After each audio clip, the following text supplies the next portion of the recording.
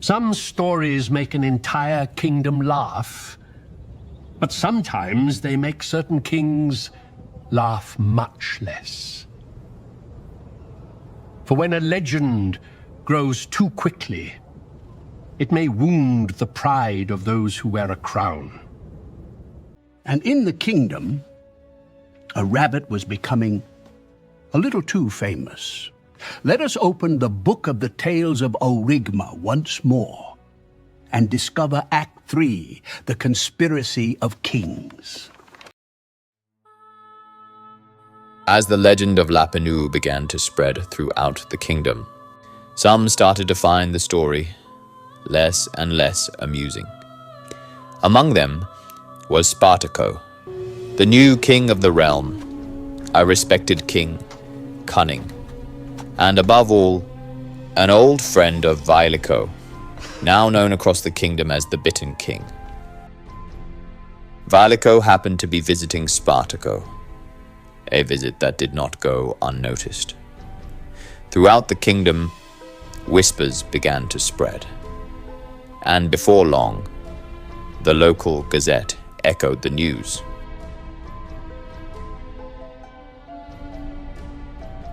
Spartaco and Violico agreed. Lapinou's name was appearing far too often in the stories of the realm. Far too often. Spartaco then had an idea. A small lesson. Just enough to remind Lapinou that provoking kings does not go without consequences. A secret meeting was organized. Summoned by the king were Violico, along with Nadia and Mandy, two warriors trusted by the crown, and Netflix, a close acquaintance of Lapinou. Around the table, ideas began to flow. Let's capture him and turn him into socks! Let us not be so excessive, my friend. Spartaco replied calmly. Netflix then spoke. The carrots. That's his weakness. He won't be able to resist. I have known him for a long time, trust me. Then Nadia had an idea. And what if we offered Lapinou a basket full of carrots? Carrots that are slightly expired. They all thought it was an excellent idea. All of them? Not quite. Mandy was still wondering why she had been invited to this meeting. My king, I have a question. Why am I here? Lapinou trusts you. You will send him the carrots, and he will take them without hesitation. And so, Mandy was also drawn into this story. A caravan filled with carrots was delivered to Lapinou.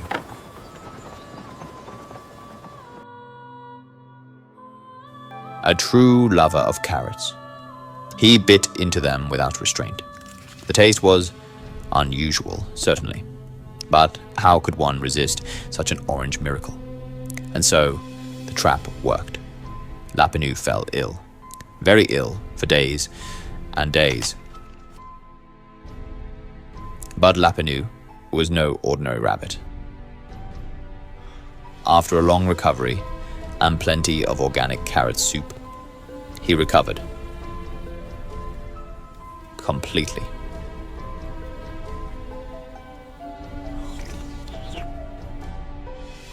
Lapinou then understood what had just happened. The gift had been too perfect. He began an investigation. Mandy delivered these carrots to me, but she would never have wanted to harm me. She must have acted against her will.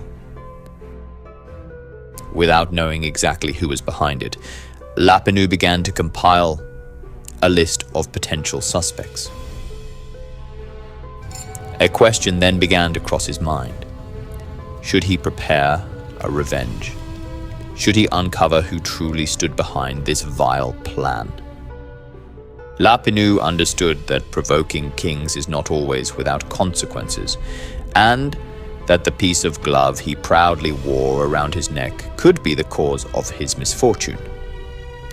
Within his book, Lapinou had many powerful allies, capable of helping him seek revenge. But reason, should it prevail over pride? And after long minutes of reflection, his decision was made. Definitively. I choose vengeance.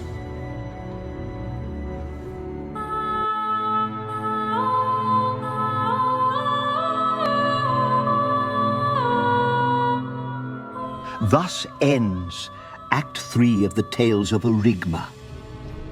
There is no longer any doubt. Lapinou will not let this affront go unpunished. Vengeance is in motion.